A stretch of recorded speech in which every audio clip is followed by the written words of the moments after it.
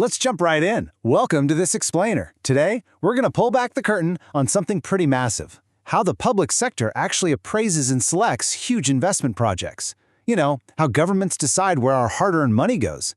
We're going to look at the actual math, the real methods they use to make these absolute heavyweight decisions. Picture this. You are the boss of a local government council, and well, funds are super limited. Your community desperately needs a new hospital and a new highway, but your budget? It only allows for one. So how do you scientifically choose the project that gives the absolute maximum economic benefit for the nation? I mean, you can't exactly just flip a coin, right? You need a rock-solid analytical approach to figure this out. So, here's our game plan for today. We'll start off with the scarce resource problem, then we'll evaluate three distinct methods: accounting rate of return, the payback period, and net present value, before finally wrapping things up with the final verdict. Let's get into it. First up, Section 1, the scarce resource problem. Here's the harsh reality. In most developing countries, capital is severely limited. Money is tight. Because of that, government decisions absolutely cannot rely on guesswork. The rational allocation of capital is literally the most crucial job of a public administrator. They need strict analytical techniques to hit national objectives without wasting a single scarce dollar. Basically, if you commit to a project, you've got to be mathematically certain those resources wouldn't be better spent somewhere else. All right, moving on to Section 2, accounting rate of return, or ARR. So, ARR. This is a pretty traditional way administrators try to tackle capital allocation. It's all about figuring out the return on your initial outlay. How do you find it? You simply divide the average annual accounting profit by the average investment. This method leans heavily on standard accounting profit, meaning it carefully deducts expenses like depreciation right out of the income. And the decision rule here? It's brilliantly simple. Just pick the project that spits out the highest percentage rate of return. The really great thing about ARR is that it's incredibly user-friendly. It relies on standard accounting data that every single department already has sitting in their files. Plus, it looks at the whole lifespan of a project. It doesn't just, look at the first few years and stop. It considers profits throughout the project's entire useful life, which makes tracking that expenditure later on super straightforward. Okay, let's put this into practice. Imagine you're running the show at Agbade Local Government Council. You're comparing three potential projects, X1, X2, and X3. Take a look at their initial investments compared to what they're projected to make over 4 years.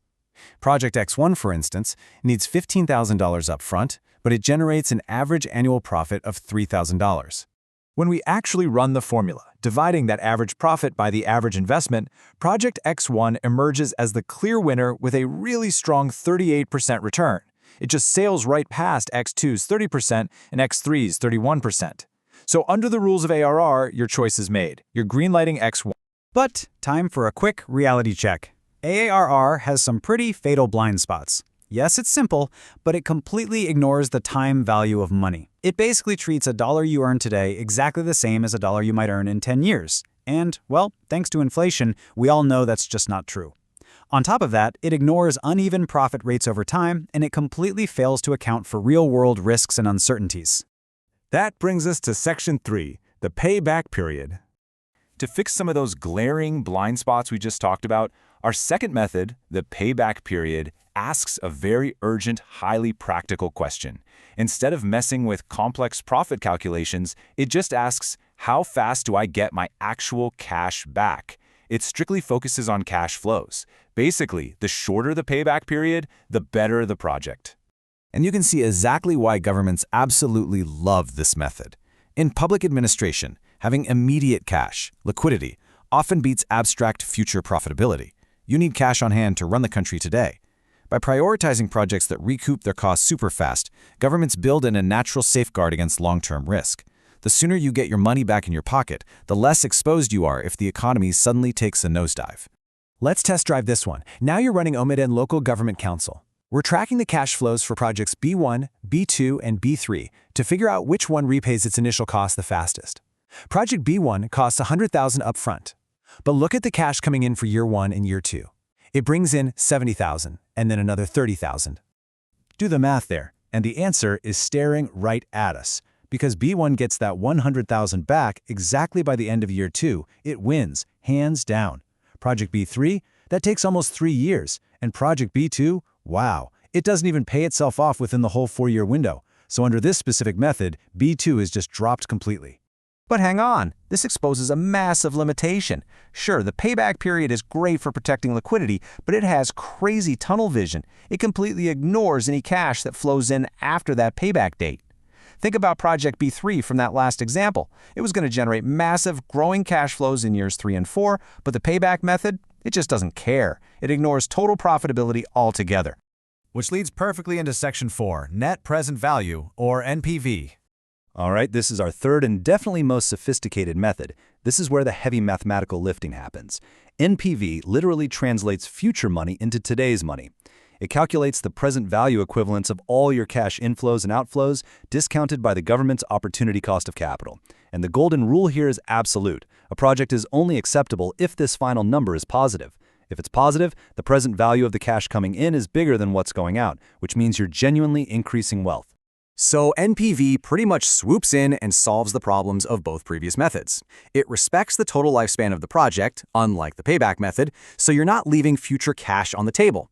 And it respects the exact timing of that cash, unlike ARR, so you aren't pretending that money you get in 10 years is worth the same as cash in hand today. It gives you the true potential increase in value right now in present-day terms. Let's see this in action. Now you're stepping into the shoes of the Yanabus Local Government Council. You apply a 10% discount rate to 5 years of cash flows for projects T, M, and X.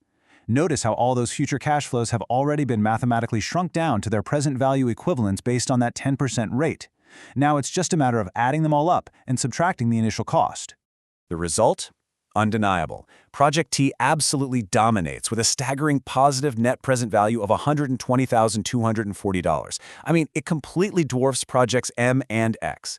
By accounting for the time value of money across the entire life of the project, NPV proves mathematically that Project T brings the most real wealth to the community today.